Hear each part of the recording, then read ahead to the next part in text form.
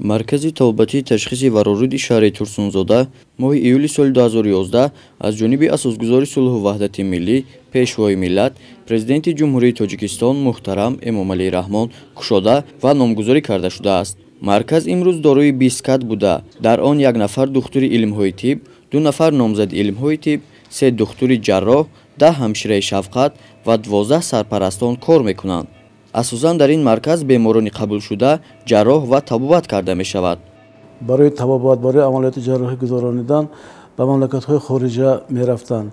امروز با دستگیری جناب والی جمهوری با جمهوری بسیار تشکیلات‌های موثر حاضر زمان وارد کرده شدگی این عملیات جراحی حاضر در این زمان در خود جمهوری گذرانده ایستاده است.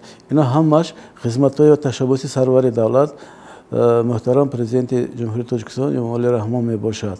در دوره شوروی یک بیمار بعد همون گرفتن تلخدان 10 روز 12 روز خواب میکرد. حاضر این عملیات جراحی همش با اصول نو، با اصول حاضر زمان، با استفاده موثریت حاضر زمان گذرانده می شود. بیمارا همه دو سوتکه بسیار باشه 3 سوتکه خواب میکند. در برابر این قدر غمخوری حکومت جمهوری تاجیکستان ما باید که نهض خدمت کنیم، نگاهداری مردم را نگاه کنیم، چون که حاضر در جمهوری همه شرایط نهض، شرایط دکتران نهض شده است، معاششون بلند شدگی. دکتر علمی طب رحیمجان رحمت‌اللهیف میگوید که در این مرکز صدها نفر بیماران جراحی و معالجه کرده شده است و همه آن بیماران بعد از جراحی در حالت خوب قرار دارند. امروز در این مرکز بیماران از تمام شهر و ناحیه‌های جمهوری و بیرون از آن طبابت میگیرند. بهر بلند برداشتن سویه دانش کارمندان موافق نقشه در اینجا کنفرانس و سمینارها در موضوع طب گذرانده می شود. در مرکز تشخیص طبابتی ورورود امروز خدمت رسانی‌های طبی خوب براه مانده شده است. در اینجا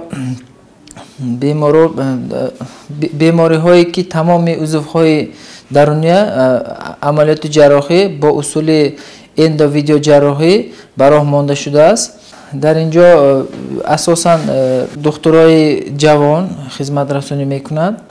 اینجا بیمارها اساساً با بیماری سنگ صفرا، برای بیپشتی زنانه، برای واریکوزی رگ‌های پا مراجعت میکنند. مرکز طبابتی و تشخیصی ورورود از روی استانداردهای قبول شده جمهوری فعالیت نموده. سالمی همه بیماران تحت نظارت دکتران قرار دارد. فرد سالم پایه اساسی ملت سالم است. طبیبان در این سمت آن وقت موفق می شوند که پیوسته به خاطر پایداری جمعیت سالم کوشش به خرج می دهند.